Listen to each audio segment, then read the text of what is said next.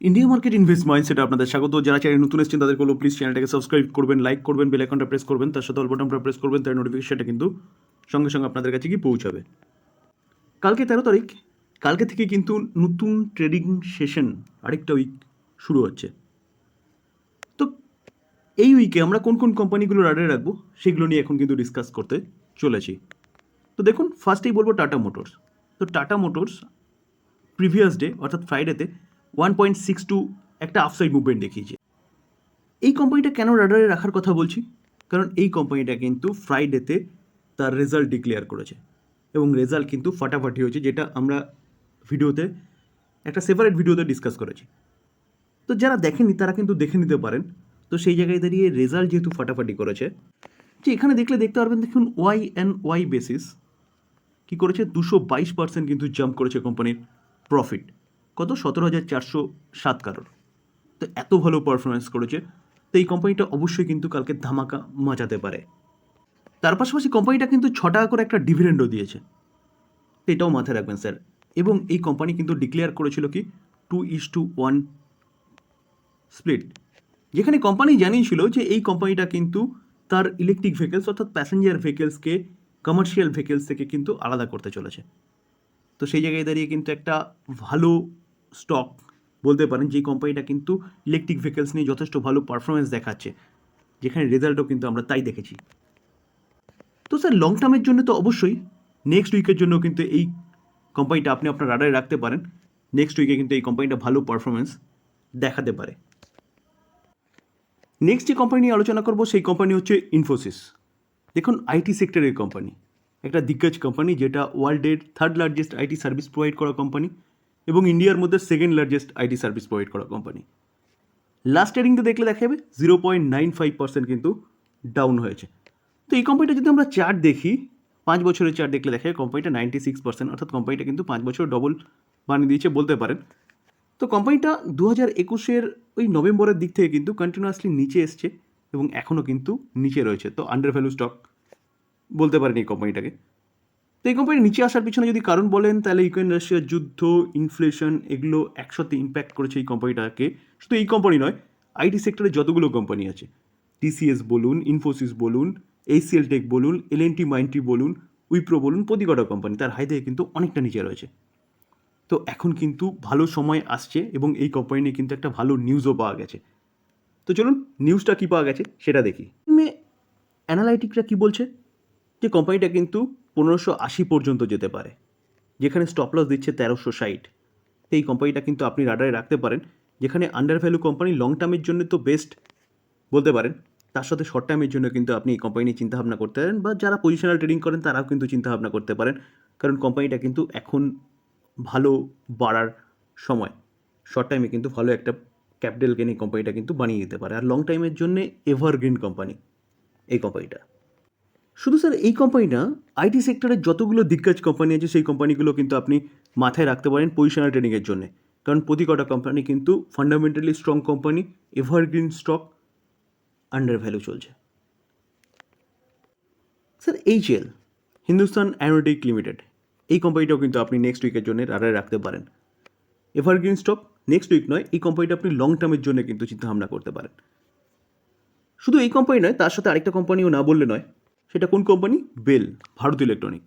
তো দুটো ডিফেন্স সেক্টরের দিগ্গজ কোম্পানি, লার্জ ক্যাপ ক্যাটাগরির কোম্পানি, এই দুটো কোম্পানি কিন্তু ভালো নিউজ পাওয়া যাচ্ছে। নিউজটা নিয়ে কিন্তু আমি ডিটেলসে আলোচনা করেছি, যারা দেখেছেন তাদের আর জানতে হবে না নিউজটা কি, যারা দেখেনি তারা ছোট্ট করে একটু দেখে রাখুন কেন আমি এই কোম্পানিটাকে রাডারে রাখার কথা বলছি। নামুরা একটা ব্রোকিং হাউস, যেই ব্রোকিং হাউসটা কিন্তু এই দুটো কোম্পানি নিয়ে বুলিশ এবং তারা কারেন্ট মার্কেট প্রাইস থেকে 30% আপসাইড মুভমেন্টের কথা বলছে।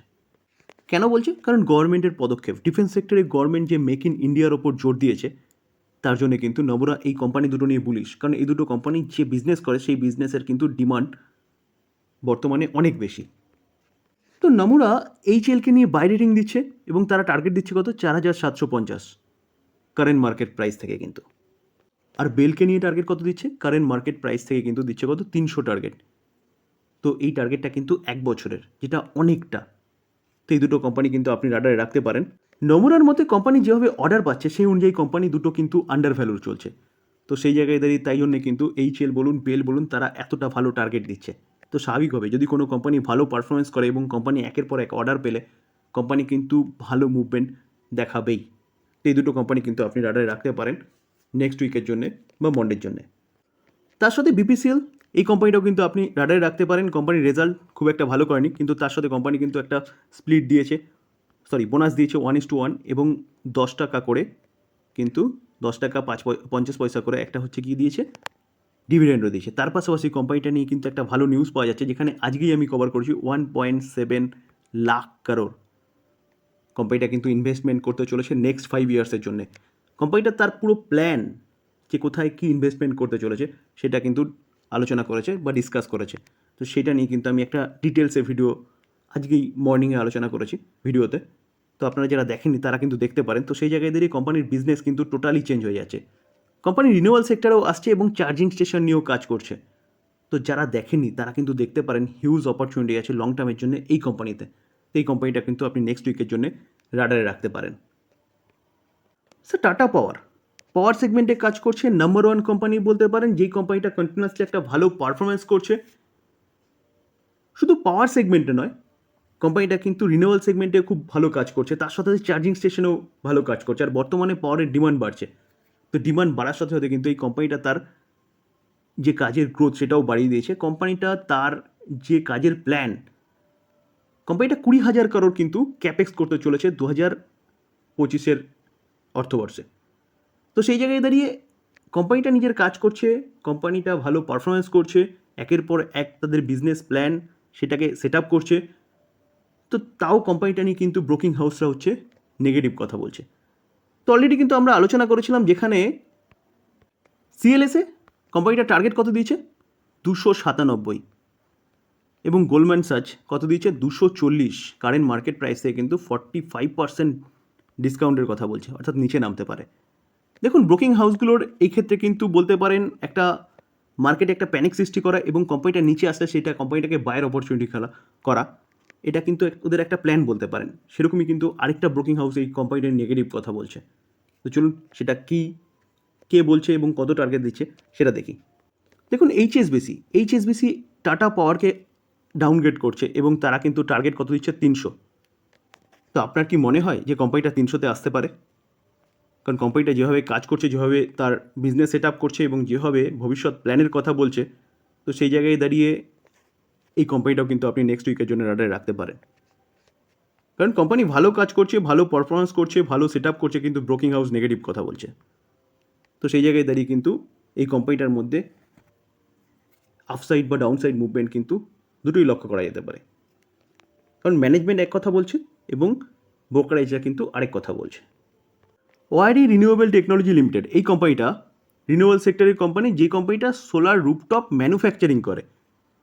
কোম্পানিটা লাস্ট ট্রেডিং সেশনে 5% ডাউন সার্কিট মেরেছে।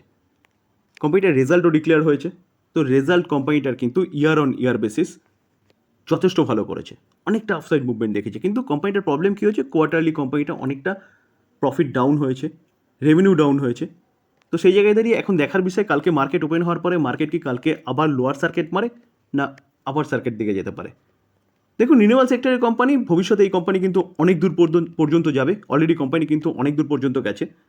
তো সেই জায়গায় দাঁড়িয়ে যদি কোম্পানিটা নিচে আসে তাহলে বাইরের অপরচুনিটি খুঁজতে হবে। কারণ এভারগ্রিন স্টক, যে কোম্পানিটা সোলার রুফটপ ম্যানুফ্যাকচারিং কাজ করে, রিনিউয়াল সেক্টরে একটা বেস্ট কোম্পানি, ভালো কোম্পানি। কোম্পানিটা মিড ক্যাপ ক্যাটাগরির কোম্পানি, 26,000 কারোর হচ্ছে কোম্পানিটার মার্কেট ক্যাপ। তো এই কোম্পানিটাও কিন্তু আপনি আপনার রাডারে রাখতে পারেন।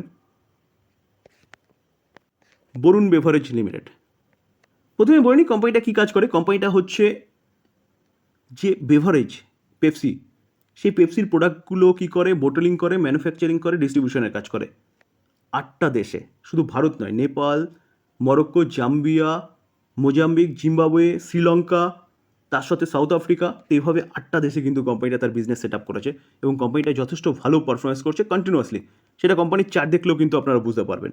দেখুন, এক বছরে কোম্পানিটা কীরকম রিটার্ন দিয়েছে, 87% রিটার্ন দিয়েছে। এবং কোম্পানিটা যদি 5 বছর রিটার্ন দেখলে দেখা যাবে 5 বছরে কোম্পানিটা 979% রিটার্ন দিয়েছে। ম্যাক্সিমাম চার্ট প্যাটার্ন দেখলে দেখা যাবে 2142, কত থেকে 2017 থেকে 2017 থেকে যদি 2016 থেকে দেখলে দেখা যাবে কোম্পানিটা কিন্তু রকেটের মতন ওপরেই উঠে গেছে। যেখানে কোভিডের খুব একটা ইম্প্যাক্ট এই কোম্পানির মধ্যে পড়েনি, বা ইউক্রেন রাশিয়ার যুদ্ধের সময়ও কিন্তু খুব একটা ইম্প্যাক্ট এই কোম্পানির মধ্যে পড়েনি। কোম্পানিটা কাজ করছে ভালো মতন, সেই অনুযায়ী কিন্তু কোম্পানিটা প্রফিট করছে, কন্টিনিউয়াসলি ওপরে চলছে। তো এই কোম্পানি যদি প্রোডাক্ট বলেন, তাহলে পেপসিকোর যতগুলো প্রোডাক্ট আছে, 7 আপ, মিরিন্ডা, ট্রপিকানা বলুন, স্টিং, স্লাইস, অ্যাকোয়াফিনা জল রয়েছে, কুরকুরে রয়েছে, পপকর্ন রয়েছে, এইভাবে দেখলে দেখা যাবে যতগুলো পেপসিকোর প্রোডাক্ট রয়েছে, পেপসি রয়েছে, ততগুলো কিন্তু প্রোডাক্ট নিয়ে এই কোম্পানিটা কাজ করছে। এই কোম্পানিটার রেজাল্ট 13 তারিখে ডিক্লেয়ার হওয়ার কথা। তো দেখুন দিয়ে দিয়েছে 13 তারিখে 2:30 ডিক্লেয়ার হওয়ার কথা। তো এই কোম্পানিটাও কিন্তু আপনি রাডারে রাখতে পারেন যে কোম্পানিটার রেজাল্ট কীরকম আসছে। তো এভারগ্রিন স্টক, এই কোম্পানি নিয়েও চিন্তাভাবনা করতে পারেন, অবশ্যই শর্ট টার্মের জন্য বা লং টার্মের জন্য। তো এই ছিল কিছু স্টক যেগুলো বা কিছু কোম্পানি যেগুলো কিন্তু আপনি আপনার রাডারে রাখতে পারেন নেক্সট উইকের জন্য, কারণ এই কোম্পানিগুলোর মধ্যে কিন্তু একটা হালচাল দেখা যেতে পারে। তো এই ছিল আলোচনা। যদি আলোচনা ভালো লাগে, যারা চ্যানেল নতুন এসেছেন তাদের বলবো প্লিজ চ্যানেলটাকে সাবস্ক্রাইব করবেন, লাইক করবেন, বেল আইকনটা প্রেস করবেন, তার সাথে অল বাটনটা প্রেস করবেন, তাই নোটিফিকেশনটা কিন্তু সঙ্গে সঙ্গে আপনাদের কাছে গিয়ে পৌঁছাবে। থ্যাংক ইউ, ভালো থাকবেন।